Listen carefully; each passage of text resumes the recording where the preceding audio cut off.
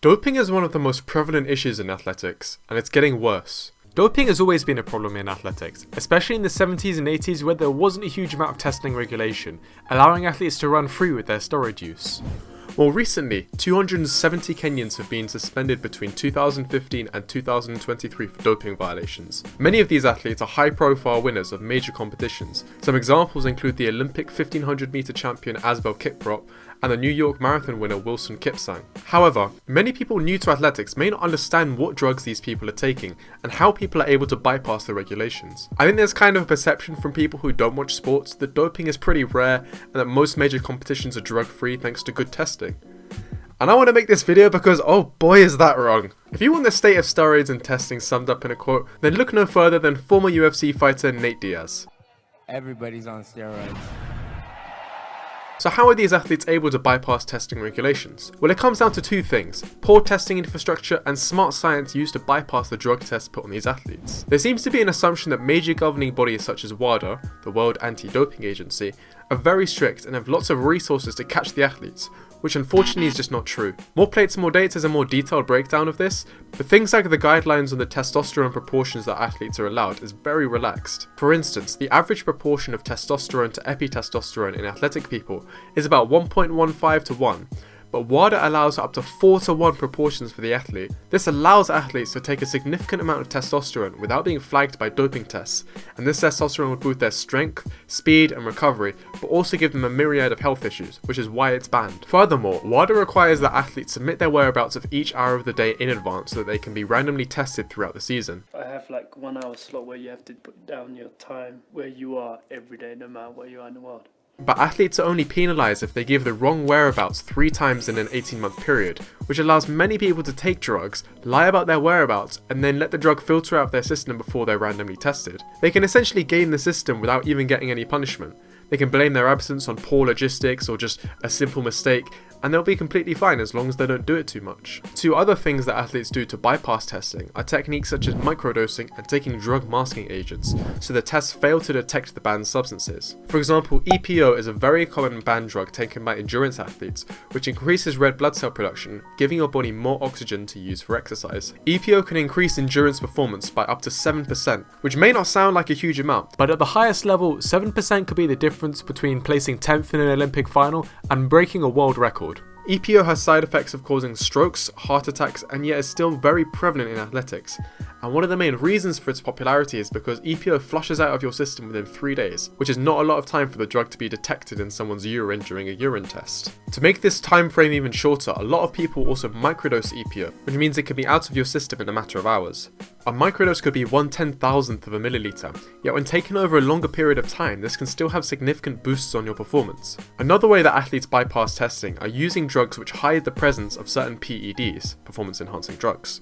Whilst I can't go over all of them, blood plasma expanders are one example used to hide the presence of EPO. They increase the amount of blood plasma in the body, which masks the disproportionate increase in oxygen-carrying hemoglobin caused by EPO that would look suspicious on a drugs test. Essentially, EPO increases the amount of hemoglobin in the blood, which would flag up as suspicious in a test. However, if you use a blood plasma expander, that would make the levels of hemoglobin to blood plasma a lot less disproportionate and therefore a lot less suspicious on a test. Another similar type of masking agent are diuretics.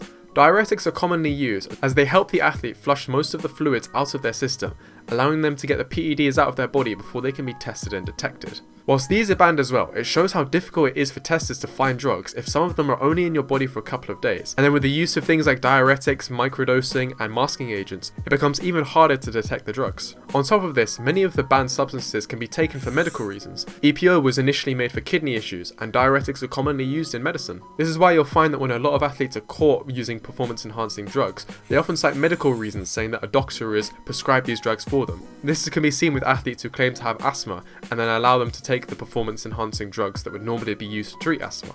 So why do these athletes take such drugs even though they are linked with severe health issues? And why is it such a massive problem in sports like running and in countries like Kenya? Whilst the obvious answer is to win more, it's a little more nuanced than that. I think it has a lot to do with both the infrastructure in certain countries and the business model and physiology behind athletics in general.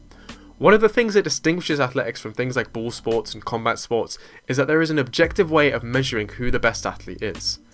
If you ask someone who the best boxer of all time is, you're going to get many different answers. Some say Muhammad Ali, some say Sugar Ray Robinson, some say Lennox Lewis, and there are many other answers. All of these boxers had different strengths and different arguments as to why they are the best at what they did. You can have your opinion on who the best fighter of all time was, but you cannot say that they are objectively the best fighter. Even if they fought one another, oftentimes one style counters another, so a win over a fighter could indicate more of a clash of styles and simply feeling better on the day than because one fighter is objectively superior to the other one.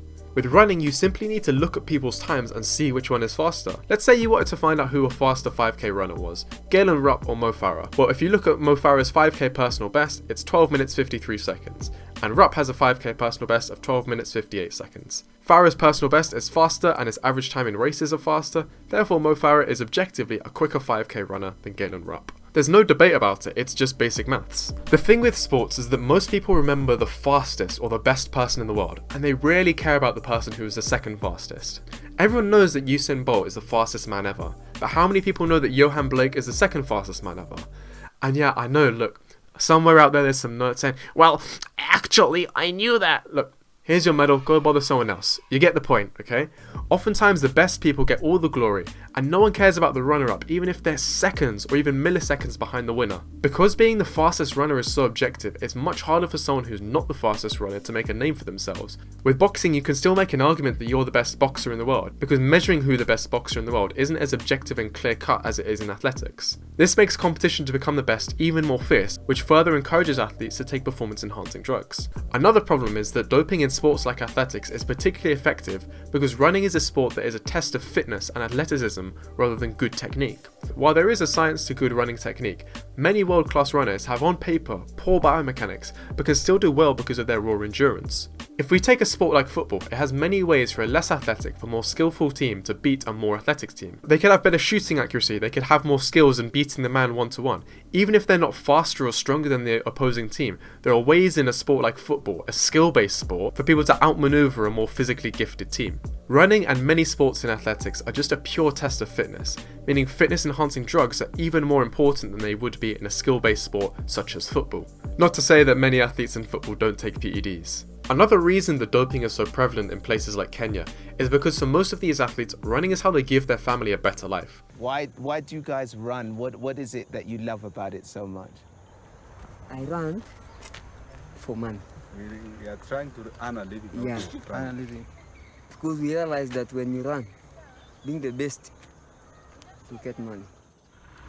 Many of these runners live in extreme poverty, and getting noticed by athletics bodies would bring their family a lot of wealth and access to a better life. Imagine for a second that you work 8 hours a day on a farm for a couple of quid a day, and you're trying to run to lift yourself and your family out of poverty. Competition is fierce, and you have this easy access to this miracle drug which will skyrocket your performance and potentially be the difference between making the national team and being a footnote in athletics history. Everyone's taking the drug anyway, so what do you have to lose? It's easy for us to judge, but if taking something like EPO could bring you and your family a better life, I'm sure many of us would consider taking it. Couple this with the fact that poor testing infrastructure means you're unlikely to get caught, and it seems like a good deal with very few downsides. Besides, like the risk of the heart attack. But think about how many people smoke risking cancer, and that's just because they enjoy inhaling flavoured air. So in short, PEDs are so prevalent in athletics because runners have huge reward to gain by taking drugs and are able to bypass testing, easily reducing the potential downsides on your career. Hopefully this video has given you a bit more information on why and how these athletes do these kind of PEDs. But thank you very much for watching the video. Let me know your thoughts in the comments box below. It's always fun to scroll through and see what you think. Especially because people seem to like the video I did about running marketing. It was very interesting seeing all of your comments and kind of responding and getting a new perspective. But with that being said, thank you very much for watching the video and happy training.